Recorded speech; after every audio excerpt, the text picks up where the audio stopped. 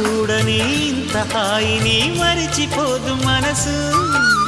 ఒదిగి ఉండి నీ వాకిటిలో బదులు కోరి నే నిలుచున్నా.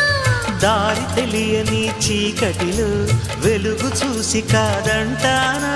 ఊరించి ఇది ఏ మాసం? ప్రేమించే ప్రతి గుండెను అందెల సందడి చేసే హేమంతం ఇది. మన సొంతం అయినది. కిలకిల నవ్వే కోయిల కోసం వచ్చింది మధుమాసం.